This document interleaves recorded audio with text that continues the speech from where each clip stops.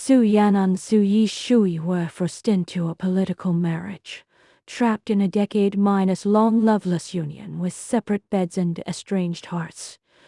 During the 10 years, Su Yan humbled herself to please him with all her sincere affection, only to receive nothing but indifference and harsh sarcasm from Su Yi Shui.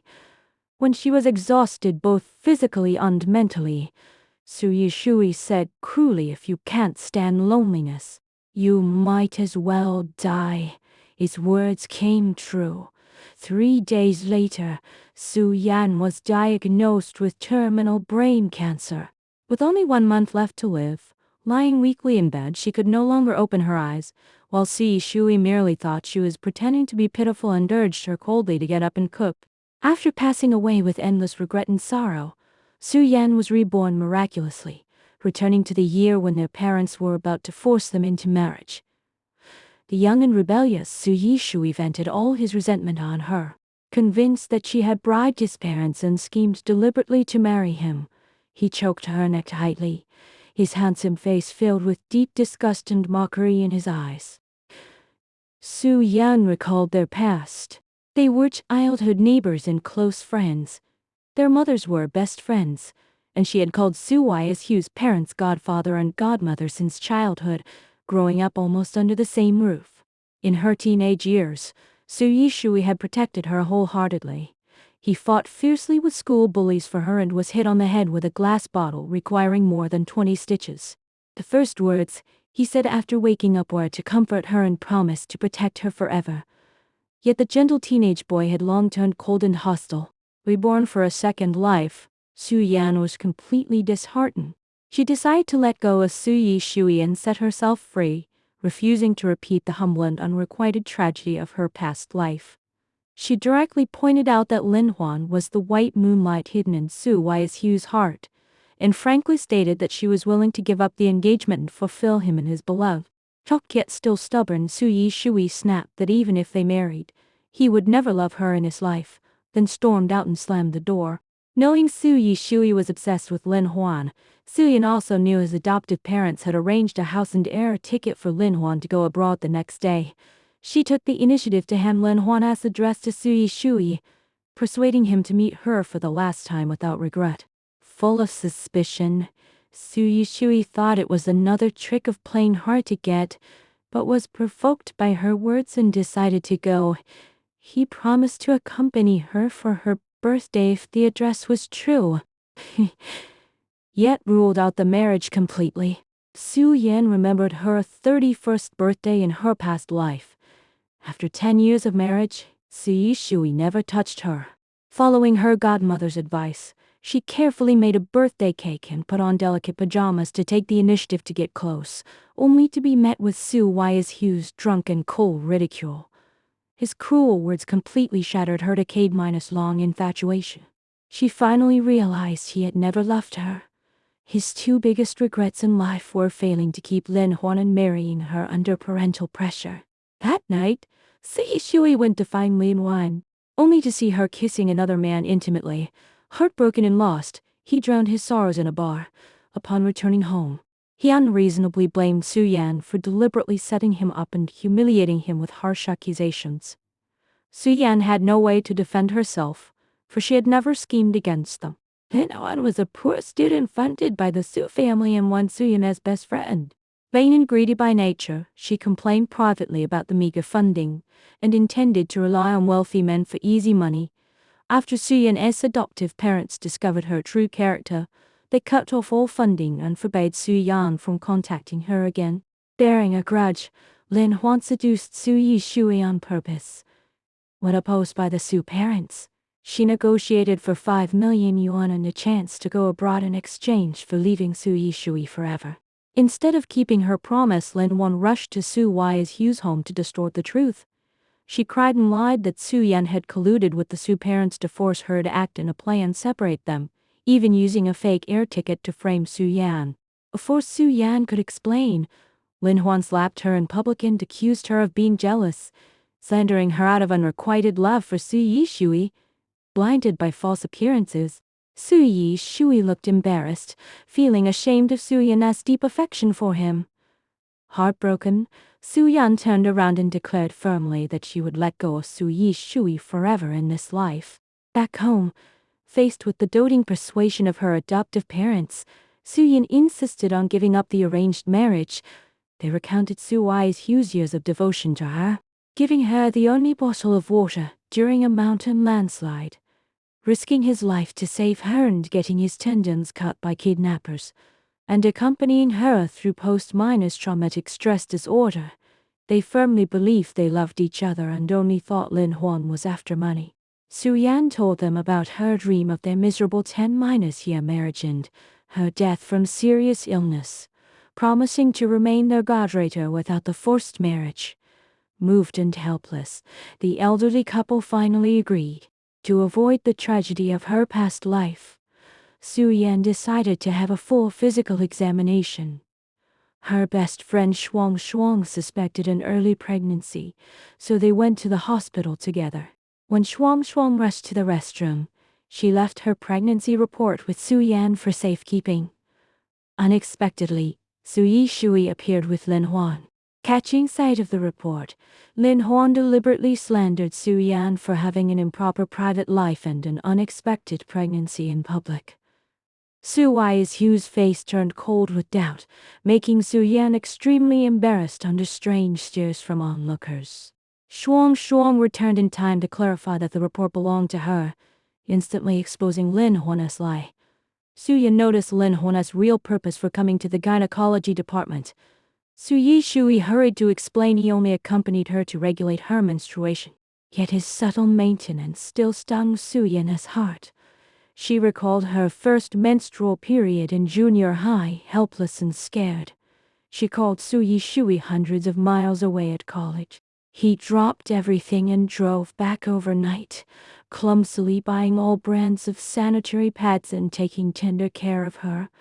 The gentle memories contrasted sharply with his current indifference.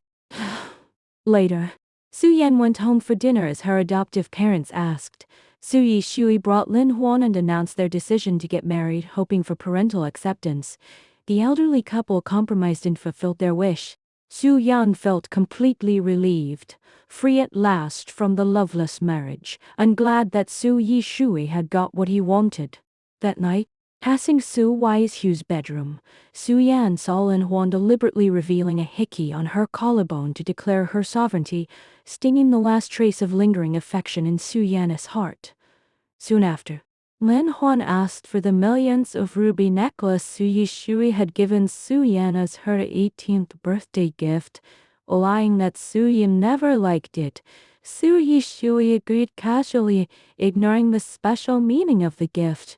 Holding back her sorrow, Su Yan returned the necklace gracefully and watched him put it on Lin Huan with her own eyes, cutting off the last thread of attachment. Shortly afterward, Su Yan's physical examination report brought a bolt from the blue. She was diagnosed with brain cancer, much earlier than in her past life. The doctor advised her to receive treatment abroad as soon as possible. Su Yan quietly packed her luggage to leave. Misunderstanding again, Su Yishui thought she was playing hard to get by leaving, complaining that her early departure would damage his reputation with Lin Huan. Having seen through everything, Su Yan agreed calmly to stay until their wedding and send her sincere blessings. On the eve of the wedding, Su Yan's adopted parents accidentally found her medical record. Heartbroken and distressed, they insisted on giving her half of the family property to cover medical expenses. Furious, Lin Huan objected vehemently, claiming Su Yan was an outsider with no right to inherit. Still paranoid and sarcastic, Su Yishui accused Su Yan of faking illness to gain sympathy and pester him with scheming tricks. Enraged, Su Yan's godfather revealed a shocking secret in public. Su Yishui was adopted, not their biological son. Unable to conceive in their youth, the couple adopted him. His biological father was a gambling addict with a criminal record who kept harassing him. They sent Su Yishui and Su Yan to a foreign boarding school together precisely to avoid his biological father having no blood relation at all. The elderly couple had full right to arrange their property, leaving no room for Lin Huan's interference. Crushed by the truth about his adoption and his shameful birth background, Su Yu's pride was shattered. He drowned his sorrows in bars for days on end. About to go pick him up despite her poor health, Su Yan was stopped by her attending doctor. He was Huo Qicheng, Shuang's elder brother, a top oncologist who had secretly loved Su Yan since childhood. Upon learning of her illness, he gave up a high-paying job abroad and returned exclusively to treat and protect her. Seeing Su Yu's selfish coldness clearly, Huo Qicheng refused to let Su Yan waste her energy on him. He contacted Lin Huan to pick up the drunk Su Yishui instead, resentful and irrational.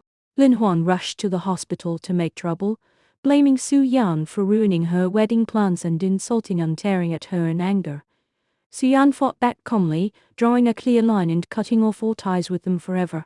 Su Yishui arrived at the ward soon after, still stubbornly mocking Su Yan for acting pitifully. He even proposed canceling the wedding and asked Su Yan to go home with him.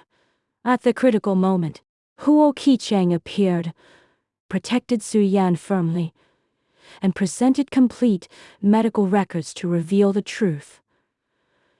After reading the diagnosis, Su Yishui still refused to believe it, insisting it was all Su Yan's scheme, completely breaking her heart. Arranged by Huo Qicheng, Su Yan went to Switzerland for professional cancer treatment. Su Yishui finally held his wedding with Lin Huan as planned.